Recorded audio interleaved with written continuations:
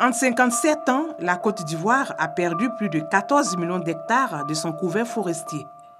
Le pays ne compte plus que 2 millions d'hectares de forêt aujourd'hui, soit près de 12% de son couvert forestier en 1960. Depuis 1960, ce sont plus de 129 millions d'hectares de forêt qui ont disparu dans le monde selon la FAO. Chaque année, ce sont plus de 80 000 km² du couvert forestier qui disparaissent.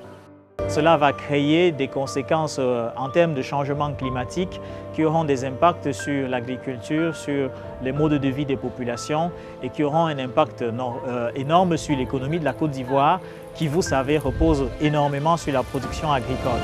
Avec l'appui de l'Organisation des Nations Unies pour l'alimentation FAO, la Côte d'Ivoire a adhéré à un programme dénommé FLEG, un programme d'amélioration de gouvernance forestière.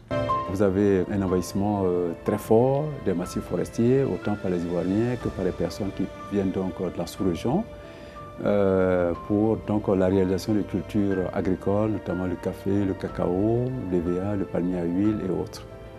Lié à ça, il y a aussi le fait que la population s'est quand même très fortement accrue.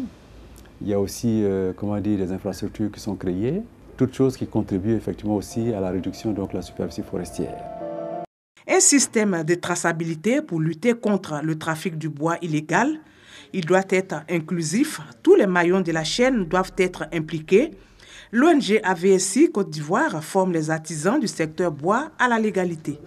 Nous souhaiterons organiser les artisans en gestion communautaire, d'organiser aussi les industriels qui vont s'associer aux artisans, les petites TME, pour créer ce qu'on appelle une centrale d'achat. La centrale d'achat, si elle marche, si ce projet marche, va permettre de résoudre deux problèmes. D'abord, le problème de la coupe illégale du bois et le problème de la traçabilité. Principaux consommateurs de bois illégal, les artisans de ce secteur donnent les raisons de l'utilisation du bois illégal et apprécient le bien fondé de ces formations. Le bois légal coûte très cher, excessivement cher. Ce n'est pas à la bourse des PME que nous sommes.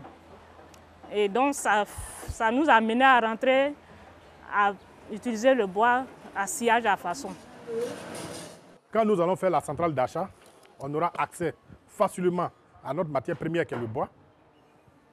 Et si on a accès à la matière première, cela va automatiquement régler le problème du sciage à façon que le FLEG combat. La forêt est un facteur important de l'équilibre climatique et de la survie de l'espèce humaine. La forêt ivoirienne est menacée. Si rien n'est fait, elle aura complètement disparu dans les prochaines années.